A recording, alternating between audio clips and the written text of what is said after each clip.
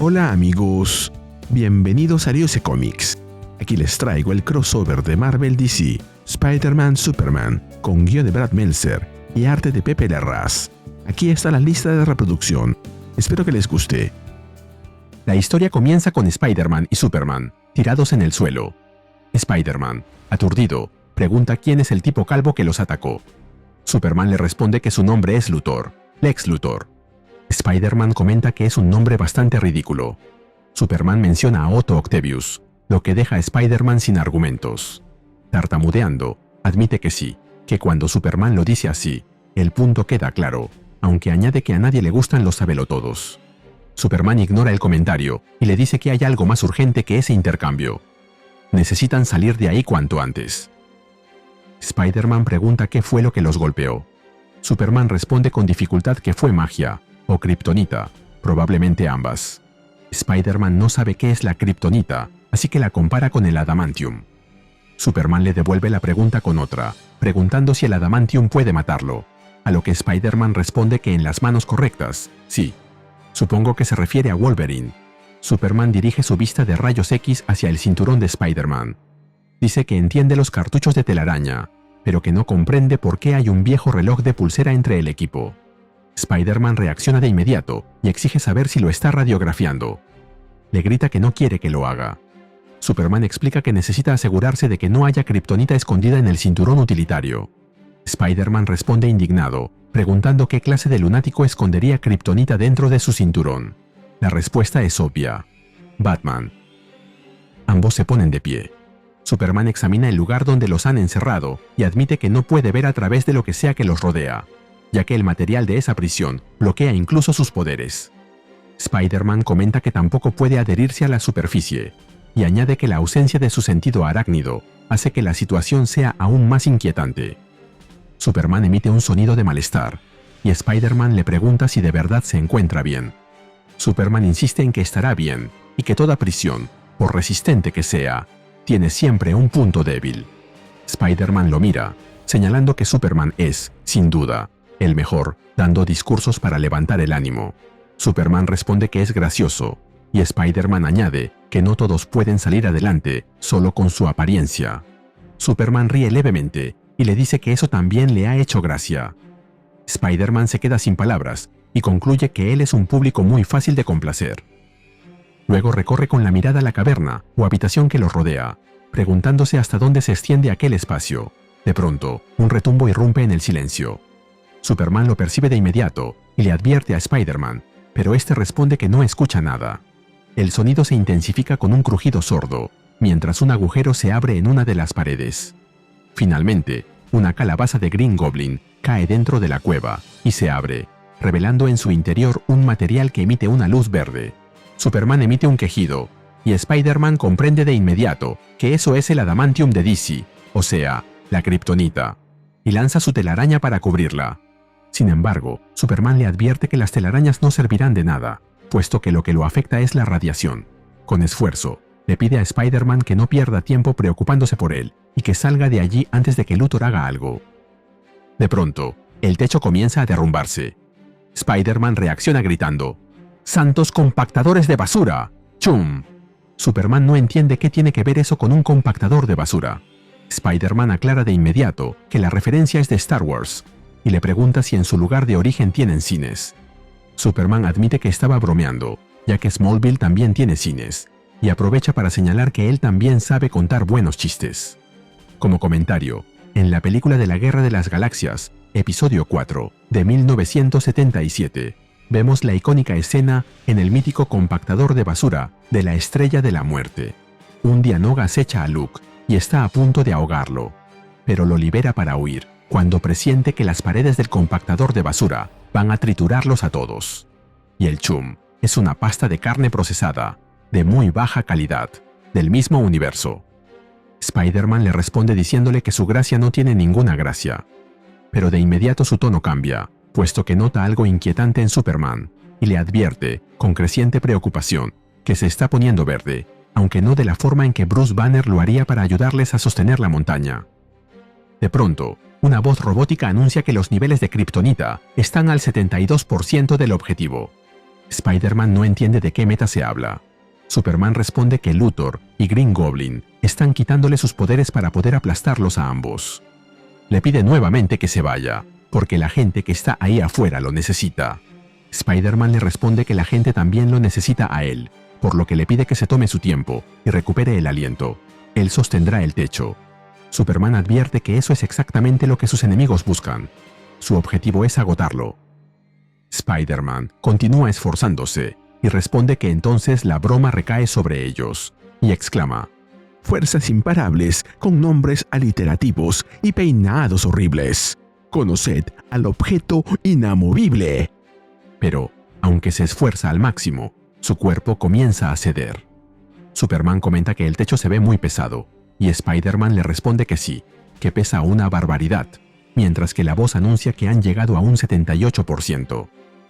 Superman admite con dificultad que no puede ayudar. Spider-Man le pide que hable con él, que lo distraiga, porque no le gusta quedarse a solas con sus propios pensamientos. ¿Es esa tu kriptonita?, le pregunta Superman, canonizando una de las frases más clásicas que existen referentes a Superman. Spider-Man confirma que es exactamente eso, y le pide que siga hablando de cualquier cosa, ya que la conversación le ayuda a mantenerse enfocado. Superman menciona entonces la densidad ósea de Spider-Man, recordando lo que vio al hacerle la radiografía, puesto que sabe de lo que las máquinas de Luthor son capaces, y eso hace que lo que Spider-Man está soportando resulte casi imposible de creer. La voz interrumpe para anunciar que los niveles de kriptonita han alcanzado el 82% del objetivo. Spider-Man responde que él es muy terco. Luego le reclama que eso no era una pregunta, así que le suplica a Superman que lo distraiga con una pregunta de verdad. Superman, entonces, le lanza una pregunta directa. Le pregunta por qué lo hace.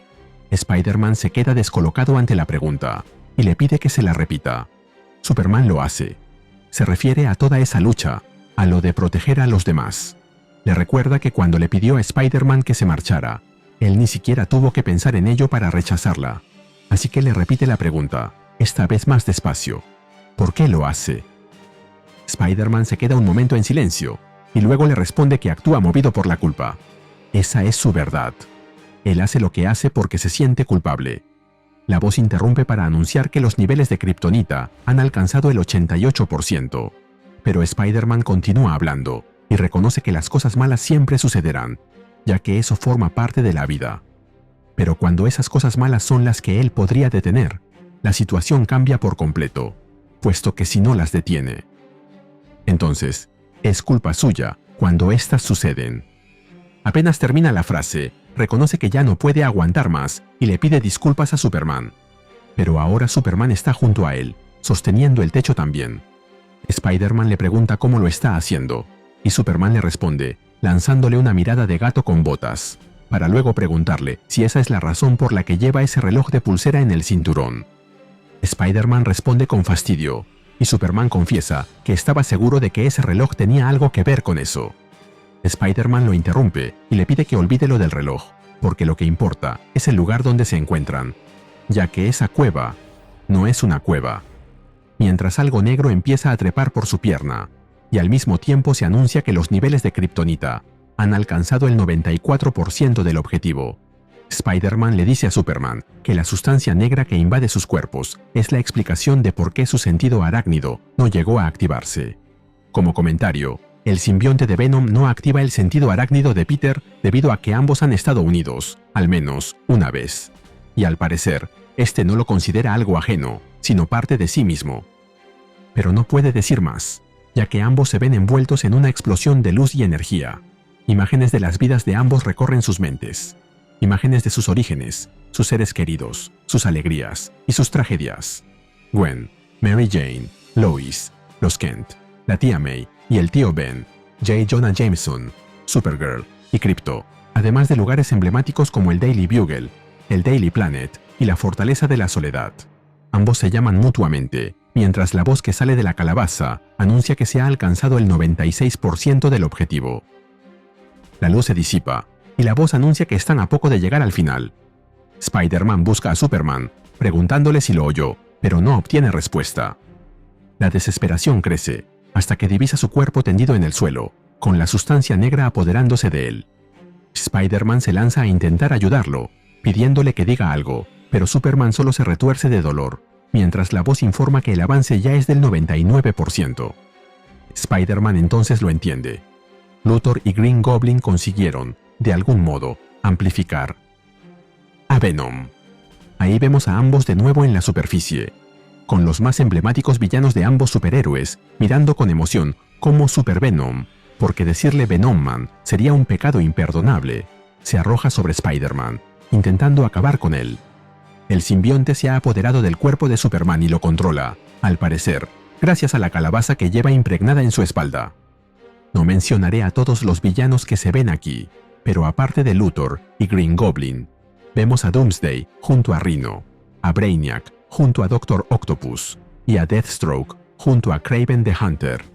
Hay 4 más, que te dejo como tarea. Mientras se lanza al ataque, Super Venom exclama que ellos son imparables y le advierte a Spider-Man que se encuentra en graves problemas. Spider-Man esquiva el ataque de Super Venom, comprendiendo que la situación es preocupante. Venom le dice que Superman le resultó delicioso y le invita a adivinar quién será el siguiente en el menú. Spider-Man vuelve a esquivarlo y le pregunta si eso es lo mejor que se le ocurre decir. Eso lo entristece, porque pensó haberle enseñado mejor. Mientras tanto, Lex Luthor observa la escena con irritación, ya que los chistes de Spider-Man le resultan francamente molestos. Green Goblin lo interrumpe para restarle importancia al asunto, puesto que, según él, Spider-Man es científico y por eso entiende perfectamente que las probabilidades no están de su lado, y que por eso ya está huyendo. Spider-Man lo corrige de inmediato, aclarando que no huye, sino que elabora un plan de acción contra la radiación, y ahora que tiene más espacio para maniobrar, puede finalmente ponerlo en práctica. Mientras dice eso, utiliza sus telarañas para atrapar la calabaza con kriptonita que llevaba Super Venom en la espalda, y la arroja con fuerza lejos de ellos. Venom siente los efectos de inmediato y le advierte a Luthor que algo va mal, ya que Superman está combatiéndolo desde dentro. La voz detecta que los niveles de kriptonita están disminuyendo, y Spider-Man aprovecha el momento para atacar a Green Goblin, mientras los demás villanos comienzan a retirarse. Lo entiendo de Taskmaster, hasta de Brainiac, pero me parece chistoso ver a Doomsday ahí, huyendo junto a los demás. Luthor le exige a Venom que controle a Superman, ya que debe estar lo suficientemente débil para que pueda dominarlo. Super Venom abre los brazos, mientras el simbionte le grita desesperado a Green Goblin que Superman está actuando directamente sobre ellos, contra su voluntad. Lo que sigue es una maniobra clásica, pero no de Superman, sino de Hulk. Este junta las manos con violencia, dando un tremendo aplauso, que hace que el simbionte se desprenda por completo de su cuerpo. Como sabrán, los simbiontes son vulnerables a los ataques sónicos, y parece que esto fue suficiente para acabar con Venom. Si aprecias lo que hacemos en Riose Comics, regálame un me gusta, suscríbete y activa la campanita. Gracias. Saludos a 23 Pablo Winter. Green Goblin y Luthor intentan escapar, pero Superman y Spider-Man los detienen, cogiéndolos de los hombros, y les preguntan si pueden ver cómo todos sus aliados ya están dispersándose. Finalmente, les piden que, por favor, se resistan y les den pelea, mientras se preparan para golpearlos. Nos movemos a Queens, Nueva York, 3 semanas después. Peter le habla a alguien animadamente, sobre un individuo que afirmaba usar el 90% de su cerebro. Terminó lanzándole una telaraña, diciéndole que mejor se trague el 90% de su trasero. Sin embargo, se interrumpe de golpe al notar que el señor Kent ha aparecido detrás de él. Clark se disculpa, creyendo haber activado el sentido arácnido de Peter, pero este le aclara que no lo hizo. Es solo que Clark es demasiado grande para ocultarse detrás de un árbol. Clark aclara que no pretendía interrumpir, pero le confiesa que, cuando estuvo unido a Venom, aprendió muchas cosas acerca de él. Sin entrar en detalles, comenta que sabe que ese día es su aniversario, y supuso que Peter estaría ahí. Peter le pregunta si la verdadera razón de su visita no es otra, y Clark responde que vino a entregarle un reloj señal, como el que tiene Jimmy Olsen. Peter le dice que esa broma no da risa, pero que es ingeniosa, y reconoce que está mejorando. Clark admite entonces que la razón real de su visita tiene que ver con algo que Peter dijo cuando estaban atrapados. Él sabe que Peter no actúa movido por la culpa. Peter vuelve a llamarlo por su apellido, pero Clark insiste en que lo llame simplemente Clark, y le pide que confíe en él al decirle que nunca ha sido la culpa lo que lo mueve. Frente a la tumba del tío Ben, Clark le explica que él lo hace porque personas buenas, personas maravillosas. Le enseñaron que hacer eso era la decisión correcta. Peter agacha la cabeza y se queda en silencio un momento, pensando. Luego levanta la mirada y le dice que lo que le dijo es muy amable. Clark posa su mano sobre su hombro, mientras le repite una vez más que lo llame simplemente Clark. Luego, mientras caminan, Clark le pregunta a Peter si tenía razón sobre el reloj de pulsera escondido en su cinturón. Quiere saber si pertenecía a su tío. Peter no responde directamente, sino que señala que eso no es tan diferente de las gafas que Clark guarda en su capa. Clark, sorprendido, le pregunta si las vio. Peter le explica que la gente de los periódicos es curiosa por naturaleza. Se dio cuenta de que en ese pequeño compartimento, Clark guarda 2 pares de gafas distintos. Uno lo usa cuando es Clark Kent, y el otro parece ser de lectura, así que le pregunta si son de su padre. Clark confirma que le gusta tenerlo consigo todo el tiempo. Peter dice que lo entiende. Clark sugiere que debería ser reportero de investigación, y Peter responde que quizás lo será, y que le dará un reloj señal. Clark reflexiona sobre lo que los aniversarios significan, reconociendo que no solo traen dolor o recuerdos antiguos, sino que también pueden traer algo más. Entonces invita a Peter a cenar con ellos. Peter pregunta si puede traer a su tía, y Clark responde que su madre no lo aceptaría de otra manera. Peter aprovecha para pedir que la madre de Clark prepare su tarta de manzana, ya que lo recuerda de la conexión mental que compartieron. Peter le pregunta qué pasará si las 2 mujeres no se llevan bien, a lo que Clark responde que podrían provocarlas y obligarlas a pelear. Peter ríe con ganas ante el comentario y felicita a Clark por haber acertado al final. Clark le aclara que su madre es una mujer dura, forjada en la vida de granja y que sabe pelear. Peter sonríe y le dice que él no ha pasado el tiempo suficiente en Queens. Esa tarde, Peter y la tía May llegan a la casa de los Kent. Ellos los reciben con alegría y amabilidad. La tía May ha traído un ramo de flores que Clark sostiene, mientras Jonathan abraza a Peter y la tía May se saluda con Martha. Luego, a la hora de la cena, la tía May expresa su entusiasmo por el pastel de manzana, ya que lo adora con genuina alegría. La velada pasa de la forma más amena. Todos ríen hasta más no poder. Hasta vemos a la tía May y a Martha jugando a las vencidas. Peter y Clark se encargan de lavar los servicios, y luego todos se reúnen de nuevo en la sala de estar, donde la tía May les muestra una foto del tío Ben.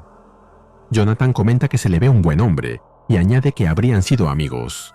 Y ahí, mientras el sol se pone, termina esta gran historia llamada Nuestra Kriptonita, celebrando el aniversario por los 50 años desde que Superman y Spider-Man se encontraron por primera vez, allá por 1976, en Superman vs. The Amazing Spider-Man, The Battle of the Century, la batalla del siglo. Hola de nuevo, amigos. Aquí les comparto mi opinión del número.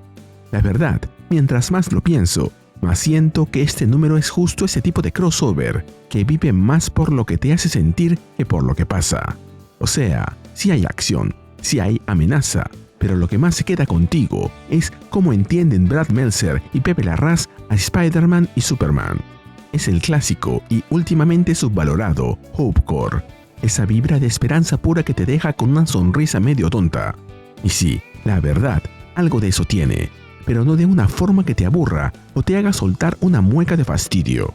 Superman y Spider-Man son de los superhéroes más nobles de ambos universos, así que no podían presentarlos de otra manera, muy distinto a lo que pasó con Batman y Deadpool. El conflicto principal me gusta porque no es solo físico, es verlos debilitados, llevados al límite, pero sobre todo vulnerables. Y ahí es donde entra Spider-Man con todo este tema de la culpa, que, no sé, siempre lo hemos visto así, pero cuando Superman lo confronta, se siente como si alguien por fin le pusiera nombre a algo que Peter nunca había terminado de procesar. Y eso conecta mucho con lo que varios comentan, que esta historia es más de conversación que de golpes. Y puede que a algunos se le haga lenta, pero a mí justo eso me atrapó. Los villanos funcionan, pero honestamente se sienten más como una excusa. Incluso se nota que no hay tanto desarrollo para ellos por el espacio limitado. Aún así, ver esa combinación de Luthor con Green Goblin y todo el tema de Venom con Superman, Super Venom Man, no sé, es de esas ideas que suenan a fanservice puro, pero aquí sí logran que tenga peso. Aunque duró un par de páginas, me sacó una mueca de sorpresa, ya que no me lo veía venir. Aunque bueno, también está ese lado medio caótico donde algunos villanos simplemente desaparecen y dices, Ok, eso ya fue todo. Lo que más me gusta, sin duda, es la dinámica entre Peter y Clark. Empieza con bromas medio incómodas, con ese choque de personalidades, incluso con momentos donde Clark se siente un poco raro, y la mirada del gato con botas de Shrek me desarmó por completo. Mi mente de manera inconsciente veía cómo se le movían las pestañas. Y cuando llegan a esa conversación final, ahí es donde todo cobra sentido. No sé quién ha perdido más en la vida, Superman o Spider-Man, pero verlos aquí comparando sus tragedias te hace ver a los superhéroes con otros ojos. También me quedé pensando en detalles pequeños, como lo del reloj. O sea, no es nada espectacular, pero tiene tanto peso emocional que termina siendo más importante que cualquier golpe. No recuerdo haber visto esto en algún otro cómic, tampoco lo de los pares de anteojos en la capa de Superman. Si alguien tiene el dato, agradeceré que lo comparta. Y el cierre, con las dos familias reunidas, fue otro de los grandes momentos de este número. Y más que ver a Peter y a Clark, vimos a los Kent y a la tía May pasando un buen momento. Cuando vi a las tías jugando a las vencidas, casi se me sale una lagrimita. ¡Qué escena tan tierna! Y Clark y Peter todo el tiempo observando, satisfechos. Creo que de los 4 crossovers que hemos tenido estos 2 últimos años, este es el mejor de todos. Trataré de traer las demás historias al canal, pero por ahora me quedo feliz con esta maravillosa historia. Y así llegamos al final de este video. ¿Qué te pareció este número? Dímelo en los comentarios y mandaré saludos en el siguiente video de Ariose Comics. Nos vemos allí.